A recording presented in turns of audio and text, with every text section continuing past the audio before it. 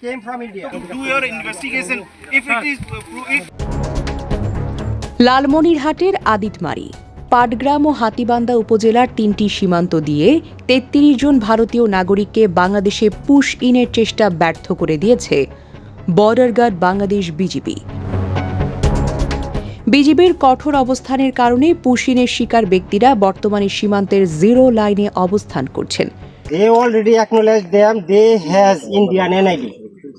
through the IC. What is IB. proof? Indian, what is proof? Indian person? Identify They are them, no? present. They came from India. Do your investigation. If it is if you if they these people are Indian, we will accept them. Please, you will investigate them. Pushing Through the IB. You are pushing them last night. They already. শুক্রবার ৫ই June ভোর ৫:৩০টার দিকে লালমনিরহাটের আদিতমারি উপজেলার দুর্গাপুর ও দিঘলটারি বিওপির টহলবদর সীমান্ত pillar ৯২৫ ও ৯২৭-এর কাছে ১২ জন সন্দেহভাজন ব্যক্তির অবস্থান লক্ষ্য করে। এ সময় বিজিবি সদস্যরা তাৎক্ষণিক সতর্ক অবস্থান গ্রহণ করে মাইকিং করলে তারা ভারতীয় সীমান্তের ভেতরেই অবস্থান করতে বাধ্য হয়। ওরা হয়তো জোরপূর্বক আমাদের বাংলাদেশের দিকে ছেড়ে দেওয়ার চিন্তা ভাবনা করছিল, কিন্তু আমাদের বর্ডার গার্ড বিজিবি কঠোর অবস্থান মনে করেন যে এটা জানতে পেরে প্রতিরোধ করার মনে করেন চিন্তা করছে। এখন অবস্থান মনে করেন যে ওই যে ভারতের লোক যে এখনো আপাতত ভারতেই আছে মনে করেন, এখন ফ্ল্যাগ মিটিংয়ের মাধ্যমে হয়তো এটাকে মনে করেন নিরসন করা হবে। বিজিবি সূত্র জানায় ওই ব্যক্তিদের পরিচয় শনাক্ত করতে ভারতীয় সীমান্তরক্ষী বাহিনী বিএসএফ এর ৩ ব্যাটালিয়নের সঙ্গে যোগাযোগ অব্যাহত রয়েছে। কি অবস্থা দেখলেন আপনি সীমান্তে এরিয়ায়? গেল রাতের 3:30-4টার দিকে ভোর পরে শুনতে পারলাম যে এখানে ভারতীয় বিএসএফ 3 জন মহিলা, একজন বাচ্চা, একজন পুরুষ ভারত থেকে পুশ ব্যাক করার চেষ্টা করছিল। পরে বাংলাদেশের বর্ডার গার্ড প্লাস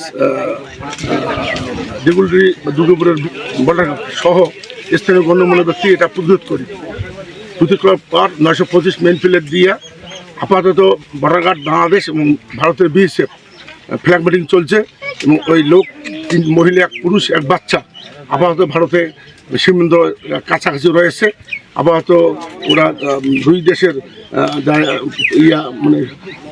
গভর্নমেন্টের প্রতিনিধি ওরা আলোচনা করতেছে, আলোচনার সাপেক্ষে পরবর্তীতে কী হবে আপাতত এই অবস্থায় আছে। এদিকে জেলার পাটগ্রাম উপজেলার শ্রীরামপুর সীমান্তের আউডিয়ারহাট এলাকায় আরও ১৩ জনকে বাংলাদেশে পুশিনের চেষ্টা করা হয়। একই সময়ে হাতীবান্ধা উপজেলার বড়খাতা সীমান্ত দিয়ে আরও ৮ জনকে পুশিনের চেষ্টা চালানো হয় বলে জানা গেছে।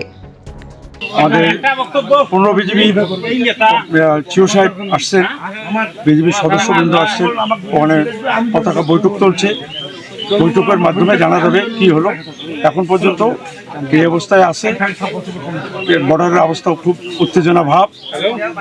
আর আমি জনগণের প্রতিনিধি হিসেবে আমরা এই প্রত্যন্ত অঞ্চলে বসবাস করি, আমাদের এখানে কাঁটাতারা বেড়া নাই, প্রতিনিয়ত আমাদেরকে খুব সতর্ক অবস্থায় ঘুমাতে হয় পাবলিক নিয়ে এই পুশিনের ব্যাপারে।